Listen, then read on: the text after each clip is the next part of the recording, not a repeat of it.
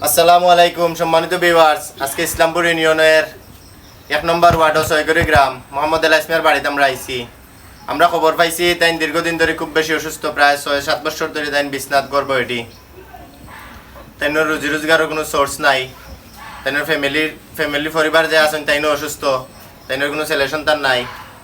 এ খবর পাই আজকে আমরা তাই খোঁজ নেওয়ার লাগে আইছি। আসসালামু আলাইকুম সম্মানিত এলাকাবাসী, 9 নং ইসলামপুর 1 নং ওয়ার্ডের ছয়গড়ি গ্রামে মোহাম্মদ এল ইসমিয়ার বাড়িতে আমরা আইছি। আমরা শুনতে পাইছি প্রায় 6 বছর তাই বিছনাত পণ্য, তাই কোনো ছেলে সন্তান নাই, তাই এবং তাই স্ত্রী, তাই রোজগারের কোনো ব্যবস্থা নাই। তাই আমরা খবর পাই আইছি। এখন আমরা সরাসরি এল ইসমিয়ার সাথে কথা কইম। আসসালামু আলাইকুম।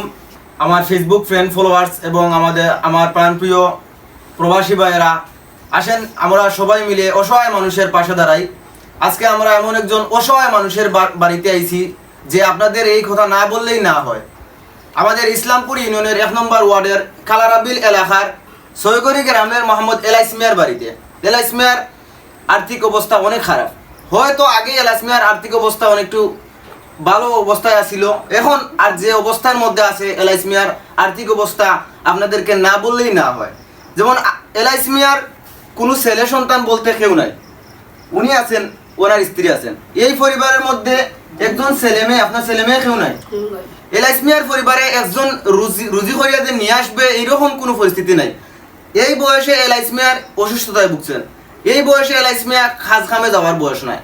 যে ওনার স্ত্রী আছেন, আর্থিক অবস্থা সময় ভালো ছিল বিদায় গড় দর বানিতে পারছে। এখন যে পরিস্থিতির মধ্যে এল ইসমিয়া আছেন, একবারে অসহায় অবস্থার মধ্যে আছে। এল ইসমিয়া বিছনা থেকে উঠতে পারতেছেন না। তিন বেলা ভাত খাইতে পারো নি না, 3 বেলা ভাত খাইব কিভাবে? যে এল ইসমিয়ার গড়ের মধ্যে একজন রোজগারি যদি থাকতো, রুজি করে নিয়ে 3 বেলা খাইতে পারতো। তখন তো চাচা বিছনা থেকে উঠতে পারে না, রুজি করবা কিতা খাইবা গিলা। ওয়াইফও অসুস্থ। আচ্ছা, আমরা বিশেষ করে আপনার ওয়াইফরেও দেখাই মুখ, চাচার লগেও 2 কথা মাতি লাই। চাচা আপনার বেমার কিতা? বেমার বিভিন্ন রোগে পাইছে, মাথা রোগে পাইছে, আমার মাথা সমস্যা, মাথা লইয়া বইতে পারি না, মাথালে উবাইতে পারেন না, মাথায় বিভিন্ন সমস্যাতে। বিষয় হয়েছে সম্মানিত ভিউয়ার্স, অসহায় মানুষের পাশে যদি দাঁড়াইন, আল্লাহ আপনাদেরকে হেফাজত করবো। ঠিক আছে মিজান ভাই, আল্লাহ আপনার হেফাজত করবো।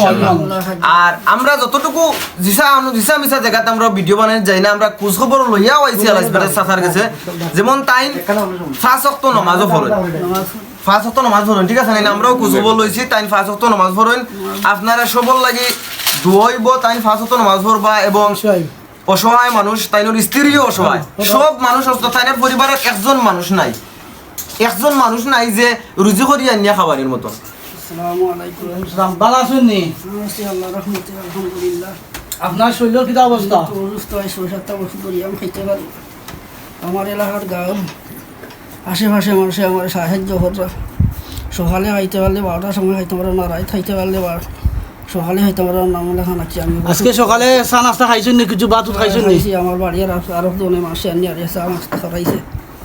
12টার সময় আল্লাহ খাওয়াইবা আল্লাহ, ওই রকম চলে রাম। আমি তো আজকে সকালে খাইছেন আর 12টার খাবারের কোনো ব্যবস্থা এখন পর্যন্ত হয়েছে না? এখন পর্যন্ত হয়েছে না। আল্লাহ খাওয়াইতে খাইতাম।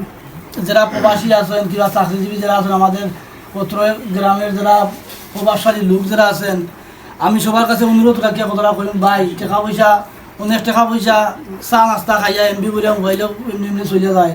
এইরকম একজন মানুষের যদি আপনি সাহায্য করেন, হয়তো আপনার কিছুটা টাকা যদি সাহায্য করেন, হয়তো বেটা একবেলা ভাত খাইতে পারবো, একটা কাপড় কিনতে পারবো। আল্লাহ কোনো ছেলে সন্তান কোনো রুদামুদা তারা দিচ্ছেন না। তাই আমি সবার কাছে অনুরোধ রাখিয়া করাম, আপনারা যে আর্থিক অবস্থান থেকে যে যতটুকু পারবেন সাহায্য সহযোগিতা করবা। সুপ্রিয় ভিউয়ার্স, আজকে আমরা আইছি মৌলভীবাজার জেলার কমলগঞ্জ উপজেলার ছয়গড়ি গ্রামে, ইসলামপুর ইউনিয়নের 1 নম্বর ওয়ার্ড ছয়গড়ি গ্রামে মোহাম্মদ এল ইসমিয়ার বাড়িতে। তো এল ইসমিয়া দীর্ঘদিন যাবৎ অসুস্থ থাকার কারণে এবং ওনার কোনো ছেলে সন্তান না থাকার কারণে আজ 6 থেকে 7 বছর ধরে অসহায়তার মধ্যে তার জীবনযাপন করতেছেন। এল ইসমিয়া একজন সহজ সরল মানুষ, ওনার কোনো সন্তান না থাকার কারণে ইনকাম বা উপার্জন করার মতো কোনো ব্যক্তি নাই।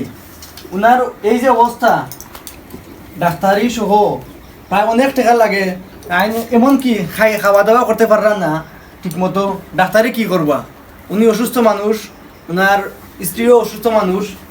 তাই আমার একটাই অনুরোধ থাকবো, সমাজের বিত্তবান ব্যক্তিদের প্রতি যাতে এই অসহায় এলাসমিয়ার পাশে আপনারা দাঁড়াইতা। আসসালামু আলাইকুম। আমার চাচা বড় অসহায় অবস্থায় পড়ছেন, তাদের যে যেমনে পারেন যেভাবে পারেন সহযোগিতা করতা, আল্লাহ আপনারা সহযোগিতা করবা। আর আমার যে রোগ হয়েছে হুজুরের খান্দাত না মাসে অনেক টাকার ওষুধও লাগে, আর তাই সবে সহযোগিতা করতা। আসসালামু আলাইকুম।